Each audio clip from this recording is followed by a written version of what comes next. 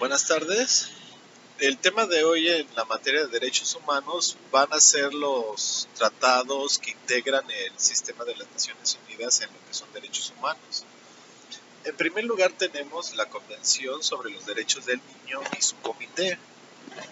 La Asamblea General de Naciones Unidas aprobó la Declaración de los Derechos del Niño en 1959 con 10 principios básicos. Por su parte, el artículo 24 del Pacto Internacional de Derechos Civiles y Políticos y el artículo 13.3 del Pacto Internacional de Derechos Económicos, Sociales y Culturales fueron dedicados a la protección de las niñas y los niños. La Asamblea General, preocupada porque la situación de las y los niños en muchas partes del mundo seguía siendo crítica, como resultado de las condiciones sociales inadecuadas, los desastres naturales, los conflictos armados, la explotación, el analfabetismo, el hambre y las incapacidades, en 1989 aprobó y abrió a firma y ratificación la Convención sobre los Derechos del Niño. Fue el Tratado de Derechos Humanos de Naciones Unidas que obtuvo el mayor número de ratificaciones en el menor tiempo. Para México es vinculante desde el año de 1990. La Convención entiende por niño todo ser humano menor de 18 años de edad, salvo que, en virtud de la ley que le sea aplicable, haya alcanzado antes la mayoría de edad. Reconoce a los niños y las niñas como seres humanos, los mismos derechos que tienen todas las personas, más algunos derechos que les son propios por su condición particular de sujeto en etapa de desarrollo. En sus observaciones generales, el Comité de los Derechos del Niño ha identificado como principios generales que deben tenerse en cuenta para interpretar, aplicar y hacer respetar todos los demás derechos reconocidos en la Convención, el principio de no discriminación, el principio del interés superior de las niñas y los niños, los derechos a la vida, a la supervivencia y el desarrollo, y el derecho de las niñas y los niños a expresar su opinión y a ser escuchados. El artículo 4 de la Convención indica que para dar efectividad a los derechos que reconoce ese tratado, los Estados partes adoptarán todas las medidas administrativas, legislativas y de otra índole, y para los derechos económicos, sociales y culturales adoptarán esas medidas hasta el máximo de los recursos de que dispongan y cuando sea necesario. Entre ellas el establecimiento de estructuras especiales y la realización de actividades de supervisión y formación, así como de otras actividades en el gobierno, en el Parlamento y en la Judicatura en todos los niveles. La parte 2 de la Convención se dedica al Comité de los Derechos del Niño, integrado por 18 expertos. Entre sus funciones tiene, en primer lugar, recibir el informe periódico, realizar observaciones generales. Una vez que entre en vigor el tercer protocolo facultativo, podrá conocer de comunicaciones individuales. Entre otros de los derechos de las niñas y los niños abordados en las observaciones generales del comité se encuentran los derechos civiles y las libertades, atención y alojamiento, el respeto a los niños con discapacidad, el derecho a la salud, la protección contra los castigos corporales y otras formas de castigo crueles o degradantes. Los propósitos de la educación, los derechos de los niños indígenas, la protección contra toda forma de violencia, abuso, descuido y explotación, y la justicia de menores.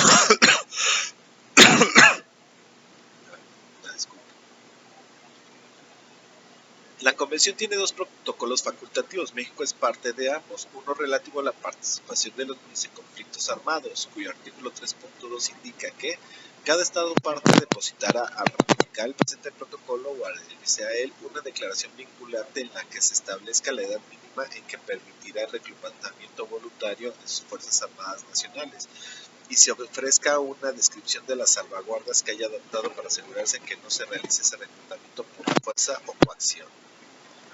El Estado mexicano formuló una declaración en la que decía que considera que la responsabilidad que pueda derivar para los grupos armados no gubernamentales por el reclutamiento de menores de 18 años de edad a su utilización en hostilidades corresponde exclusivamente a dichos grupos y no será aplicable al Estado mexicano como tal.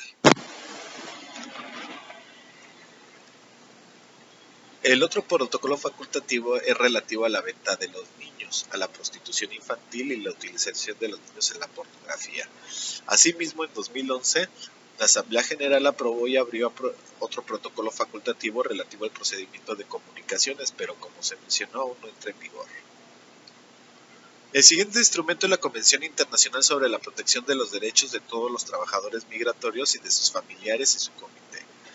En esta materia, a diferencia de los anteriores convenios, no precedió una declaración en la materia, pero fueron de ayuda a los trabajos de la Organización Internacional del Trabajo, a través del convenio sobre los trabajadores migrantes y la recomendación en la misma materia, ambos de 1975.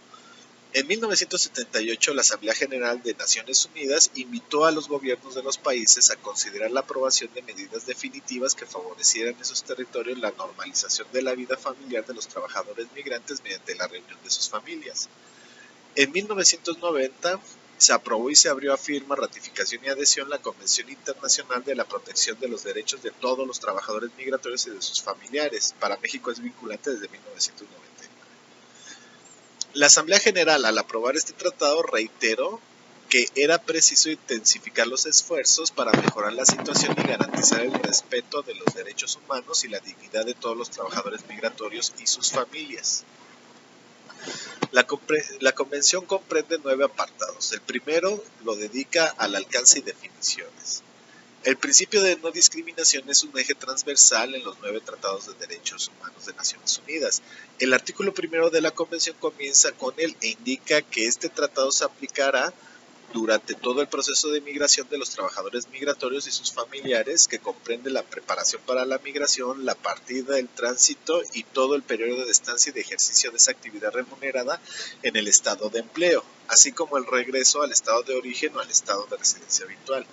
El artículo 2.1 define al trabajador migratorio como toda persona que realice o haya realizado una actividad remunerada en un estado del que no sea nacional.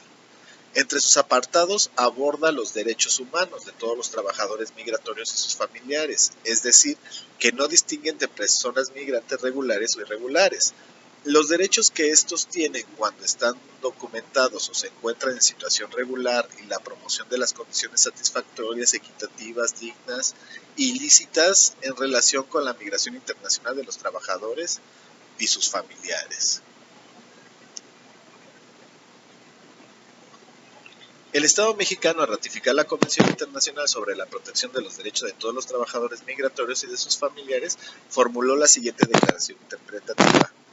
Reafirma su voluntad política de lograr la protección internacional de los derechos de todos los trabajadores migratorios, de acuerdo con lo dispuesto por este instrumento internacional. Todas las disposiciones de esta convención se aplicarán de conformidad con su legislación nacional. Asimismo, formuló una reserva al párrafo cuarto del artículo 22 de esta convención, el cual indica, salvo cuando una autoridad judicial dicte una decisión definitiva, los interesados tendrán derecho a poner razones que asistan para esta solución, así como someter su caso a revisión de la autoridad competente, a menos que razones imperiosas de seguridad nacional pongan a ella. Hasta tanto se haga dicha revisión, tendrán derecho a solicitar que se suspenda la ejecución de la decisión de ejecución. La reserva del citado párrafo la formuló el Estado mexicano, por lo que se referiría a la aplicación de estos artículos 33 constitucional y 125 de la Ley General de Población. Sin embargo, ambos numerales fueron reformados en 2011, como se ha indicado. En ese sentido, los artículos 33 constitucional se le incorporó la garantía de audiencia en casos de expulsión a personas extranjeras. El artículo 125 de la Ley General de Población fue derogado junto con otras disposiciones por la expedición de la Ley de Migración. El numeral correlativo de esta nueva ley es el apartado 114, el cual se ajusta al texto constitucional, por lo que parece que esta reserva perdió su vigencia. La Convención, en la parte 7, contempla el comité para su observancia, que está integrado por 14 expertos. Entre sus funciones tiene recibir el informe periódico, emitir observaciones generales, recibir denuncias particulares y recibir denuncias entre estados. México no ha realizado la declaración de aceptación de competencia del comité para recibir denuncias. La siguiente es la Convención sobre los Derechos de las Personas con Discapacidad y su comité.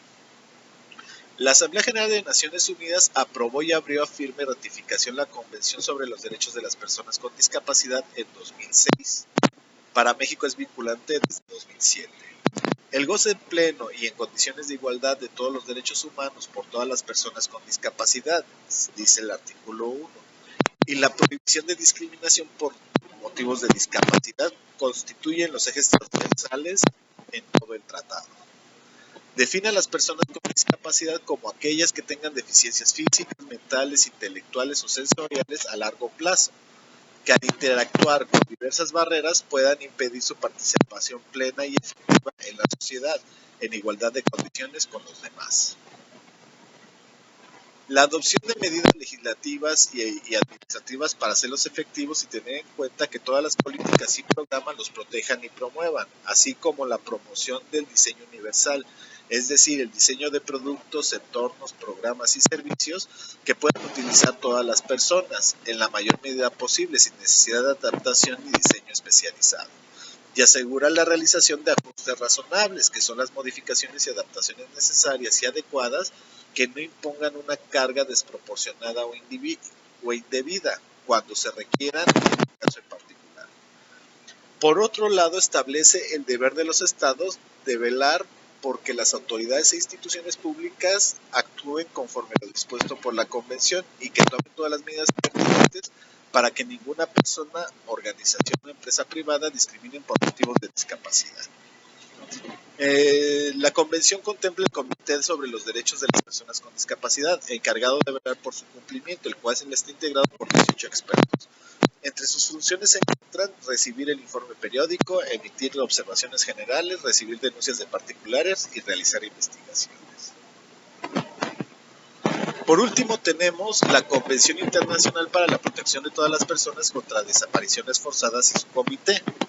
En 1992, la Asamblea General de Naciones Unidas aprobó la Declaración sobre la protección de todas las personas contra las desapariciones forzadas. En 2006, la Asamblea General aprobó, abrió a firma y ratificación la Convención Internacional para la Protección de todas las personas contra desapariciones forzadas. Entró en vigor internacionalmente y para México el 23 de diciembre de 2010. Hay que mencionar que en esta materia el Sistema Interamericano de Derechos Humanos tiene un camino recorrido, toda vez que desde 1996 entró en vigor la Convención Interamericana sobre Desaparición Forzada de Personas, para México desde 2002. Lo anterior causado por las lamentables prácticas de desaparición forzada de personas en la región.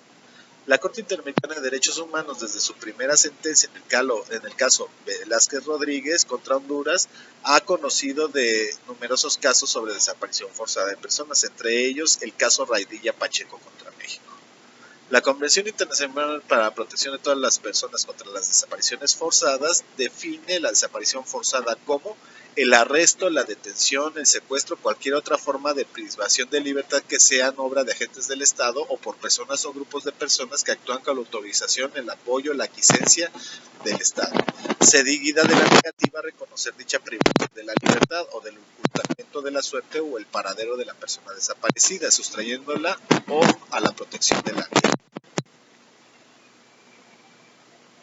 Tipificación entre las disposiciones que se encuentran en la Convención son la tipificación del delito en la legislación penal, la toma de medidas apropiadas para investigar sobre las conductas de desapariciones forzadas, la adopción de todas las medidas para la búsqueda, localización y liberación de las personas desaparecidas y en caso de fallecimiento, para la búsqueda, el respeto y la restitución de sus restos.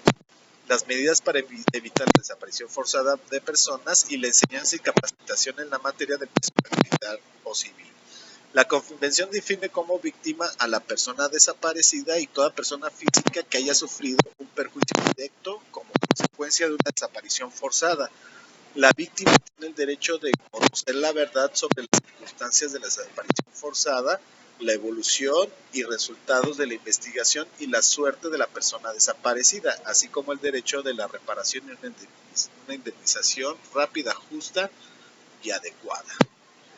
Y pues con este instrumento concluimos con lo que es el sistema de derechos humanos de lo que son las Naciones Unidas. Ahora sí que por la atención, pues muchas gracias. Hasta luego.